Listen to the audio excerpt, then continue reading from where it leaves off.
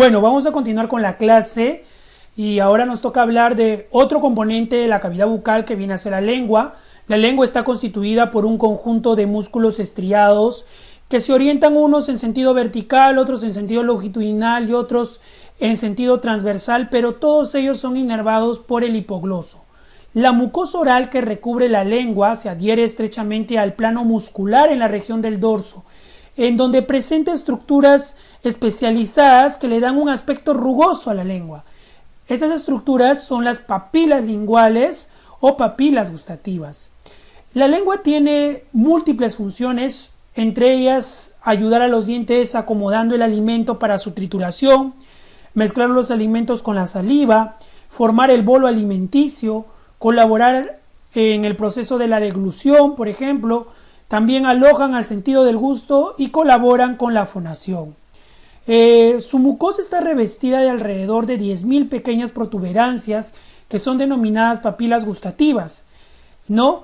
Y que son los órganos del gusto. Estas papilas solo pueden diferenciar cuatro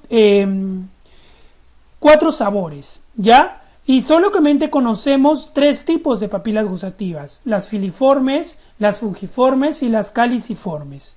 Los cuatro sabores que distinguen son el agrio o ácido, el salado, el amargo y también el dulce. Entonces, como vemos en este gráfico, las que están ubicadas en la parte delantera perciben el dulce, ¿no? El azúcar, la miel, por ejemplo. Las laterales perciben el ácido o el agrio, ¿no? Por ejemplo, el limón, el vinagre, etc. Y las posteriores perciben lo amargo, ¿ok?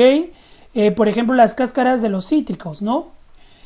Y las que perciben lo salado están repartidas en toda la lengua, ¿ya? Señalando también la importancia que posee la sal para el organismo.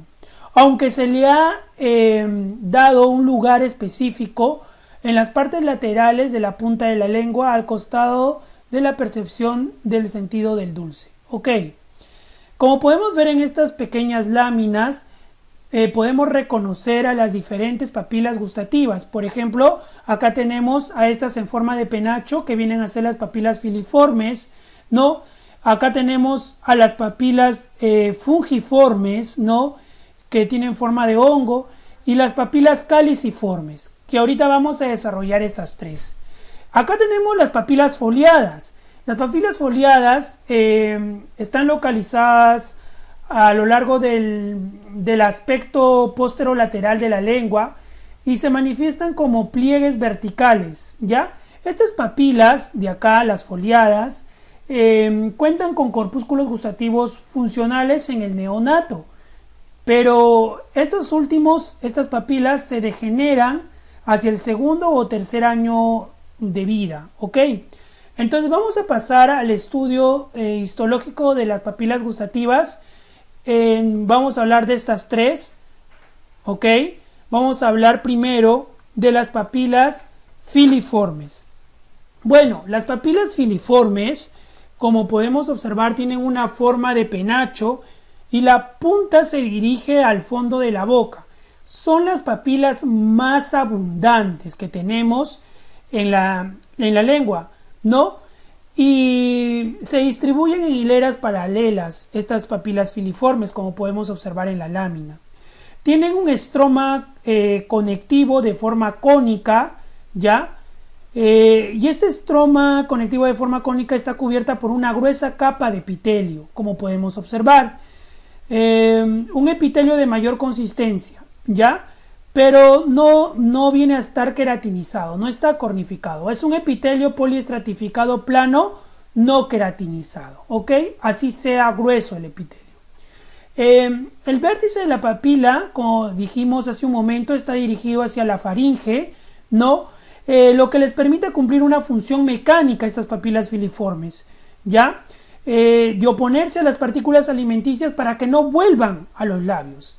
Otras características importantes de las papilas filiformes: recordemos la forma en penacho, importante para reconocerlos en la lámina, ¿ya? No presentan corpúsculos gustativos estas papilas filiformes, Por lo tanto, no van a intervenir en el sentido del gusto, ¿ok? Estas no van a intervenir en el sentido del gusto y son las que están más abundantes, de manera más abundante distribuidas en la lengua, ¿ok? Entonces, su función está relacionado con terminaciones nerviosas localizadas dentro de su lámina propia, ya, terminaciones nerviosas que están localizadas en su lámina propia, ¿no? Como tiene un epitelio poliestratificado plano, no queratinizado, este va a reposar sobre una lámina propio corion, que viene a ser tejido conjuntivo laxo, en el cual tiene terminaciones nerviosas, ¿no? Que le dan la función, está relacionada con una función de tacto grosero. ¿Qué quiere decir tacto grosero? Estas papilas van a amplificar, ¿no? La percepción. Por ejemplo, a veces nos salen pequeñas úlceras atrás del labio, ¿no? Entonces esas pequeñas úlceras son llamadas aftas, ¿no? Son aftas de estrés, que a veces nosotros sin verlo en el espejo podemos tocarlos con la punta de la lengua y tenemos la sensación que se tratara de una úlcera muy grande, ¿no? Entonces nos vemos al espejo, la úlcera, ¿no? Vemos y es una úlcera muy pequeña. Entonces a eso se refiere con un tacto grosero, ¿no? Por ejemplo, comemos un pequeño trocito de carne y se quedó ahí, ¿no? Con la lengua tratamos de percibirla y pareciera, nos da la percepción de que se trata de un trozo de carne grande, ¿no? Amplifica la percepción. Un tacto de tipo grosero, no un tacto fino. Entonces, lo importante aquí es la papila filiforme, recordarla, no sus principales funciones, no tienen corpúsculo gustativo, por lo tanto no intervienen en el sentido del gusto, pero sí tienen una función relacionada a sus terminaciones nerviosas y también una relación que permite cumplir una función mecánica, ¿no? Oponiéndose a las partículas alimenticias, ¿no? Que no vuelvan a los labios, ¿ok? Tiene un epitelio poliestratificado plano, no queratinizado, ¿no? Y son las más abundantes. La forma de penacho, la punta dirigida hacia el fondo de la boca. Muy bien, acá vemos la lámina, ¿no? El epitelio poliestratificado plano no cornificado, las papilas filiformes con esa forma en penacho, ¿no? Acá vimos el tejido conectivo, ¿no? La lámina propia, ¿no? O corion, ¿no? Y acá músculo esquelético, ¿no? Entonces vamos a pasar ahora a hablar a otro tipo de papilas que encontramos en la lengua, que son las papilas fungiformes. Las papilas fungiformes se distribuyen entre las papilas filiformes, ¿no? Y son más abundantes en la punta de la lengua, ¿ok? Vamos a tener mucha más cantidad en la punta de la lengua.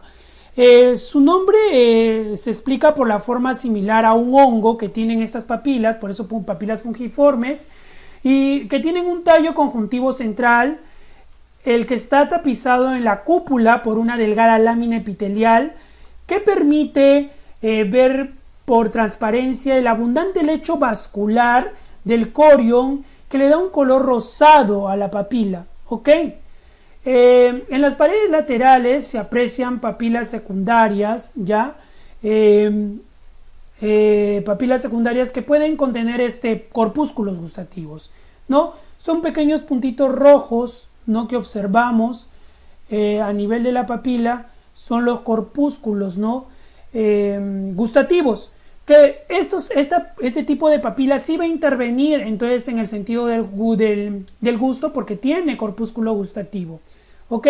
Entonces veamos la morfología. A diferencia de las fungiformes, estas tienen una forma de hongo o por eso fungiformes, ¿no? Las filiformes tienen una forma en penacho, ¿no? Fácil de distinguirlas, ¿no? Tienen un lecho vascular que las hace tener un color característico a nivel, ¿no? Lecho vascular a nivel del corion, ¿no? De la lámina propia. Bueno, esto en cuanto a las papilas fungiformes, y ahora vamos a pasar a hablar acerca de las papilas caliciformes, que también son llamadas circunvaladas, ¿no? Por la forma, están dispuestas en línea formando una V abierta hacia adelante que divide en dos el dorso de la lengua, que es la famosa V lingual, ¿no?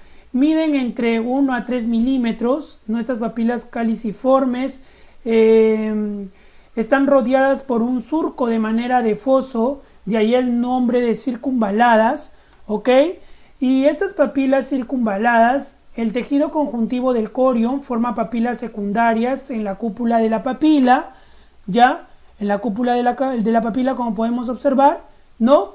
Estas papilas secundarias en la cúpula de la papila están cubiertas por epitelio grueso.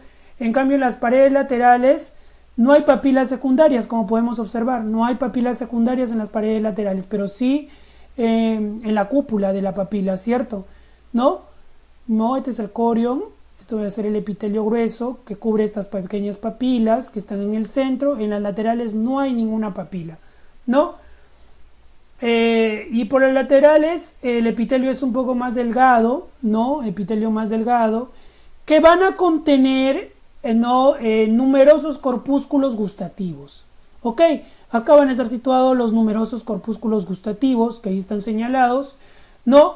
En el fondo del surco se abren los conductos excretores de las glándulas serosas de von Hebner, ¿no? Las glándulas serosas de von Hebner, que están situadas, ¿no?, en la masa muscular de la lengua y cuya secreción tiene por función mantener húmedo el surco peripapilar, de modo que los corpúsculos gustativos puedan estar en condiciones de captar el sabor de las partículas alimenticias.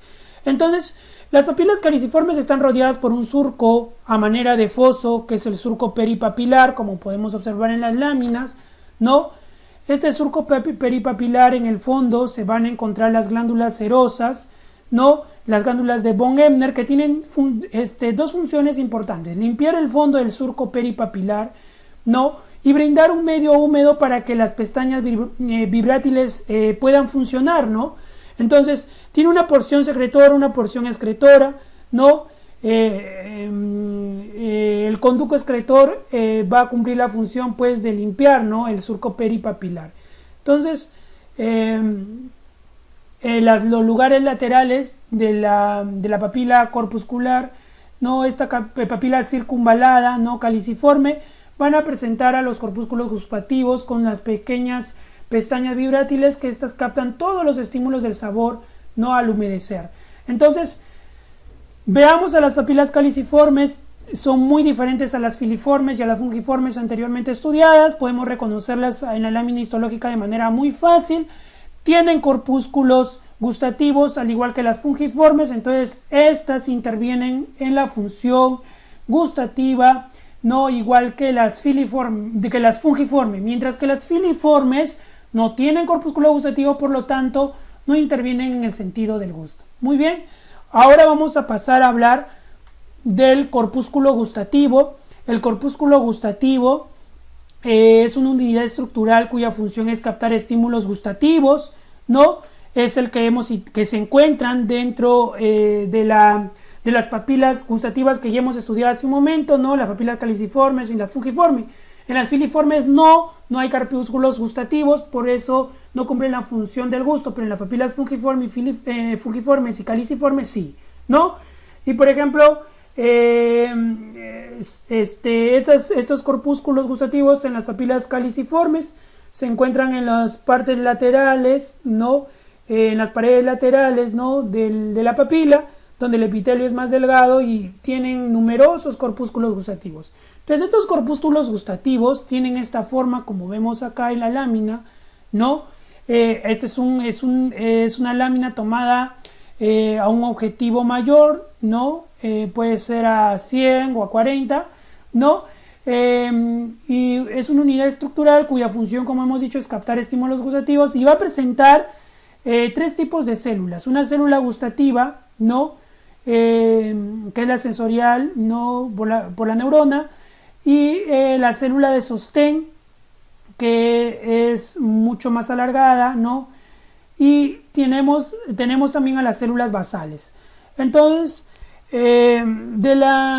vamos a ver que este corpúsculo gustativo tiene una forma de tonel, ¿no?